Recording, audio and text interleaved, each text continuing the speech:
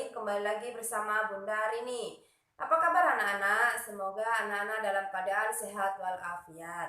Anak-anak, minggu kemarin kita sudah belajar tentang jalan cepat. Nah, kali ini kita akan belajar tentang lari jarak pendek ataupun sprint. Lari jarak pendek dilakukan dengan kecepatan lari maksimal dan jaraknya telah ditentukan. Lari jarak pendek disebut juga dengan lari cepat ataupun sprint. Sedangkan pelarinya disebut dengan sprinter.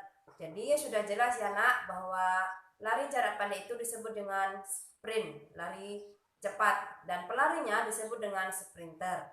Nah, lari jarak pendek meliputi jarak 100 meter, 200 meter, dan 400 meter. Ya. Lari jarak pendek ini menggunakan tenaga yang sangat kuat. Semakin jauh jarak yang ditempuh, maka semakin kuat pula tenaga yang harus kita keluarkan. Maka dari itu, pelari harus mempunyai daya tahan tubuh yang sangat baik agar dia maksimal melakukan jarak yang telah ditentukannya. Paham tentang lari sprint? Nah, untuk yang pertama, kita akan membahas tentang sikap pembelajaran, sikap dan lari sprint. Yang pertama yaitu sikap badan ataupun togok. Nah, bagaimana cara kita melakukannya? Yaitu posisi badan ataupun togok saat berlari harus condong ke depan. Apa tujuannya, nak? Tujuannya adalah untuk memperkecil hambatan udara yang datang dari depan dan membantu daya tarik sehingga langkahnya lebih efektif. Jadi sudah jelas ya nak, bahwa posisi badan itu harus condong ke depan ya. Kemudian yang kedua yaitu pembelajaran ayunan lengan. Bagaimana cara kita pembelajaran ayunan lengan? Yaitu ayunan lengan harus cepat untuk memacu gerakan langkah kaki. Jika ayunan tangan kiri ke depan, otomatis gerakan langkah kaki kanan melangkah ke depan. Demikian sebaliknya, ayunan tangan kanan ke depan, gerakan langkah kaki kiri ikut ke depan. Mengayun jari-jari tangan boleh dikepal atau dibuka asalkan rileks. Nah, jadi sudah jelas ya nak, bahwa kita melakukan ayunan lengan itu saling bergantian. Nah, kemudian yang ketiga yaitu pembelajaran ayunan langkah kaki. Nah, bagaimana cara kita pembelajaran langkah kaki? Yaitu langkah kaki harus sepanjang mungkin pada awal kaki melakukan tolakan atau dorongan dari balok start. Selanjutnya, langkah kaki mulai bergerak pendek tetapi frekuensi gerak langkah lebih cepat dan menjaga keseimbangan badan. Nah, itulah yang disebut dengan ayunan langkah kaki. Paham anak-anak? Nah, yang kedua yaitu kita membahas tentang pembelajaran simulasi start lari jarak pendek. Bagaimana cara kita mengetahui start lari jarak pendek? Mari kita bahas bersama. Yang pertama itu yaitu sikap dari gerakan saat start ya. Letakkan kedua lengan lebih lebar sedikit dari lebar bahu. Jari-jari dan ibu jari membentuk huruf V terbalik. Bahu condong ke depan, sedikit di depan tangan dan lengan lurus. Kemudian, kepala dan leher tidak tegang. Pandangan ke depan kira-kira 2,5. Tubuh atau badan harus rileks. Pusatkan perhatian pada aba-aba berikutnya. Kemudian jarak letak kaki terhadap garis start tergantung dari bentuk start yang digunakan ya. Nah, anak-anak bisa melihat gambar yang ataupun contoh start saat lari jarak pendek. Nah, kemudian pada aba-aba siap, angkat panggul ke atas sedikit lebih tinggi dari bahu. Punggung sedikit menurun ke depan, berat badan ke depan. Sikap ini dipertahankan dengan menjaga keseimbangan sebaik-baiknya. Kira-kira 2 detik sampai aba-aba berikutnya. Kepala rendah, leher rileks, dan pandangan ke bawah. Depan kira-kira 1-1,5 meter ke arah garis start. Lengan lurus dan siku jangan bengkok. Jadi siku tetap lurus ya. Pada waktu mengangkat panggul, ambil napas dalam-dalam, pusatkan perhatian pada aba-aba ya atau bunyi peluit ya.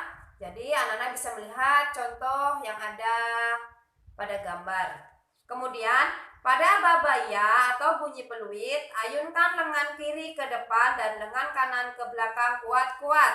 Tolakkan kaki kiri kuat-kuat sampai lurus. Kaki kanan melangkah secepat mungkin dan secepatnya mencapai tanah.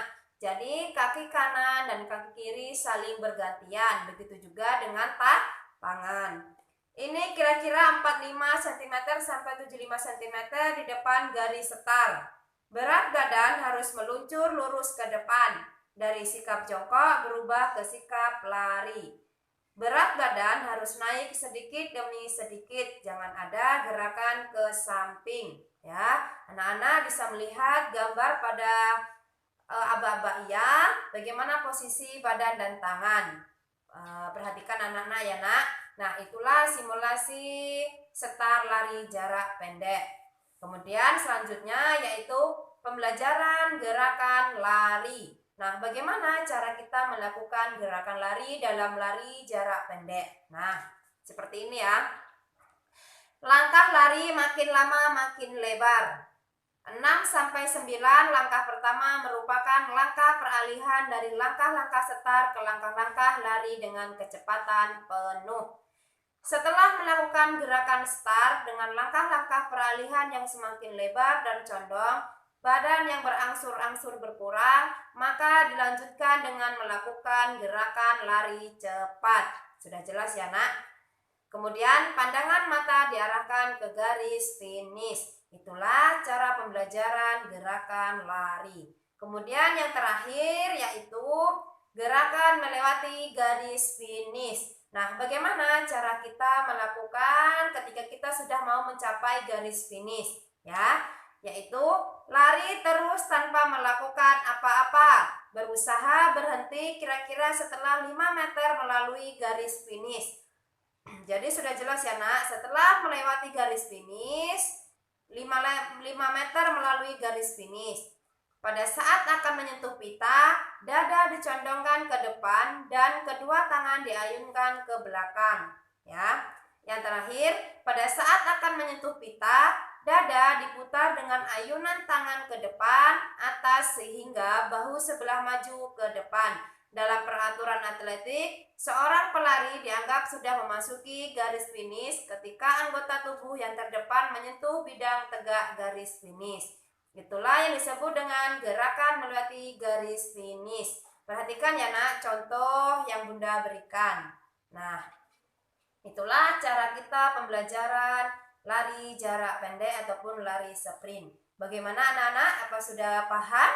Nah, kalau sudah paham, seperti biasa, cukup di sini pembahasan kita hari ini. Namun sebelum Bunda akhiri, tentu ada tugas. Yang pertama, tuliskan arti dari lari jarak pendek. Yang kedua, tuliskan jarak lari jarak pendek. Tugas dikumpul ke Bunda sampai jam 12 malam. Cukup sekian, Bunda akhiri. Assalamualaikum warahmatullahi wabarakatuh.